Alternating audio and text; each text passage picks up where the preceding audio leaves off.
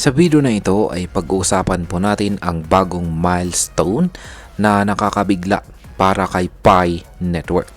Oo, tama po ang narinig ninyo. Meron na pong halos 10,000 na AI-powered apps ang na-create or nalilika sa loob ng ecosystem ni Pi. Kasama po dito ang mga apps na nakalive na sa mainnet at yung mga ginawang gamit lamang ang yung mga ginawang apps gamit lamang ang no-code platform ng Pi App Studio. Pero teka, may balita rin na may limit daw sa bilang ng apps na tinatanggap. Nalilito at nagagalit na ang ilang mga pioneers. So, tanong natin ay ano ba talaga ang nangyayari sa loob ng ecosystem ni Pi Network? At higit po sa lahat, ay aalamin din natin kung ano po ang posibleng maging epekto nito para sa atin bilang mga Pinoy crypto traders at investors. Pero bago po tayo magpatuloy ay pakibasa na lamang po muna ang disclaimer dito sa ibaba ng ating screen. Yan, simulan po muna natin kung ano po ang Pi App Studio at paano po ito gumagana. Ang Pi App Studio ay isa pong bagong feature na inilaunch ni Pi Network nitong nakalipas na Pi 2-day event noong pong June 28 yan. Isa po itong no-code platform. Ibig sabihin ay hindi mo kailangang maging isang programmer para makagawa ng app. Isipin mo lang, ilahad mo lang, or isulat mo lamang sa simpleng salita ang iyong ideya, tapos boom, magiging app na siya. Yung AI na po ang gagawa ng app para sa'yo. Kaya yan, parang magic. Pero hindi ito gawa-gawa lamang. Gaya na aking sinabi, ay ginagamitan po ito ng AI or Artificial Intelligence. Kaya nagiging sobrang dali ang paggawa ng app. Kaya kahit ang simpleng pioneer na katulad mo or ako, pwedeng maging app developer sa loob ng Pi Network ecosystem. Isa itong napakalaking hakbang para sa decentralization ng innovation. Ngayon, is ilan na ba ang nagawang apps dito kay Pi Network? Ayon po sa latest update ay may 9,120 na AI-powered apps ang na-create gamit lamang ang App Studio. At sa mga ito ay may 30 apps na active na ngayon sa mainnet ni Pi. Kasama sa mga live apps ay ang Map of Pi, Fruity, Fruity Pi, Care for Pi, Link for Pi, Play Games, at marami pang iba. May mga apps para sa shopping tulad po ng One Pi Mall, pati na rin sa work-related services gaya ng workforce pool. Kung tutuusin, parang hindi mo na kailangang lumabas dito kay Pi Network para makahanap ng kailangan mo. Parang sariling digital ecosystem na po talaga ito. Ngayon ito po yung katanungan ng karamihang mga pioneers. Totoo ba talagang may limit ang Pi App Studio sa mga app na tinatanggap?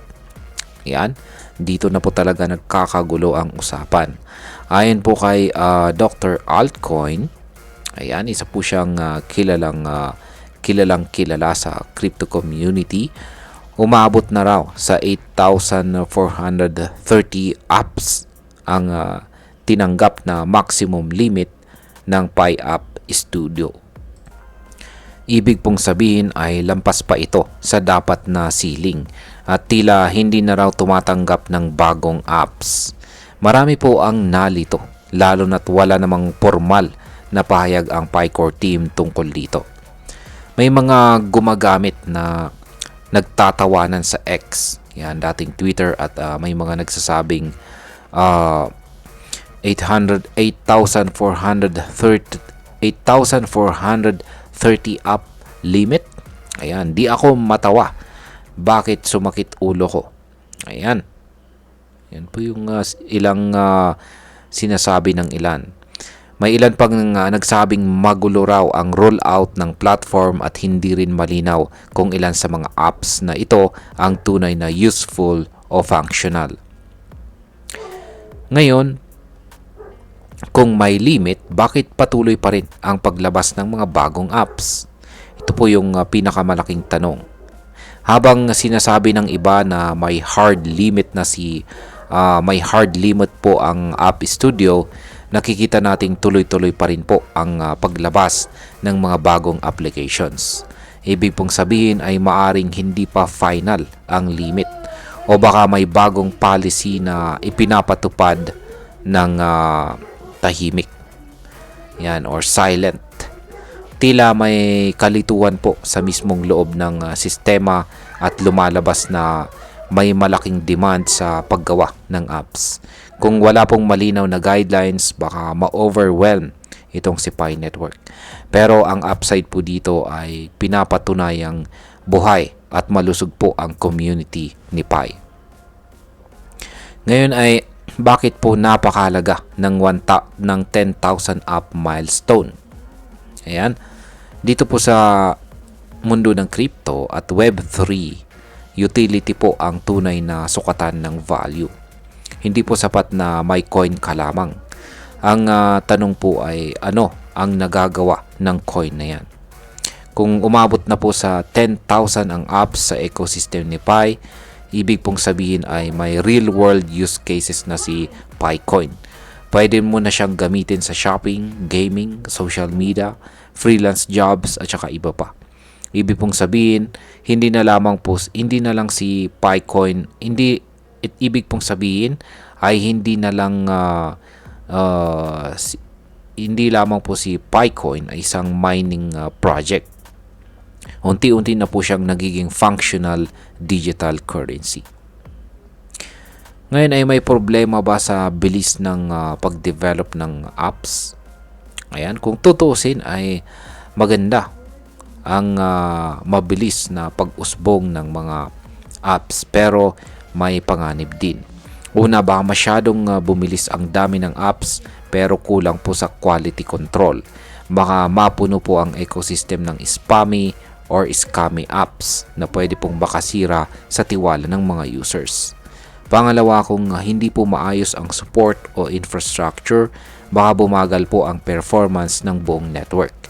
Tandaan natin, habang dumarami po ang apps, lumalaki rin ang kailangan na computational power at saka maintenance effort. Ngayon ay pag-usapan na po natin ang posibleng epekto nito para sa atin bilang mga Pinoy crypto traders at investors. Bilang mga Pinoy crypto traders at investors ay malaking bagay po ito para sa atin. Una, nagbibigay po ito ng pag-asa na may bagong coin na posible pong mag-mature bilang isang tunay na digital economy. Pangalawa, dahil marami po sa atin ang hindi tech savvy, malaking tulong po ang no-code development. Pwede na po tayong gumawa ng sarili nating app o serbisyo sa Pi Network kahit wala po tayong coding skills. Isa po itong equalizer para sa mga Pinoy na gustong magnegosyo online gamit ang crypto. Pangatlo, kapag naging matagumpay po ang 10,000 apps milestone, baka tumaas po ang demand para kay PiCoin. At kung tumaas po ang demand, posibleng tumaas ang value. Kung holder ka po ni Pi, abay magandang balita po ito. At bilang panghuli, ang masasabi ko naman tungkol dito ay para sa akin ay napakagandang balita po ito. Ipinapakita lang nito na buhay si Pi Network at hindi po siya tulad ng ibang crypto projects na hype lang pero walang development. Pero kailangan din nating maging mapagmatsyag. Hindi po sapat na dumami ang apps. Dapat siguraduhin ng Pi Core team na ang bawat app ay may saysay, may silbi at saka ligtas gamitin. Kung magpapatuloy po ang ganitong klaseng growth pero may kasamang quality control at saka user education, naniniwala ako na si Pi Network ay magiging isa sa mga pinakamalalaking Web3 ecosystems sa buong mundo. At ayan, hanggang dito na lamang po tayo sa video na ito mga ka-crypto. Marami pong salamat sa panonood. Ingat po tayo lagi at God bless po sa ating lahat.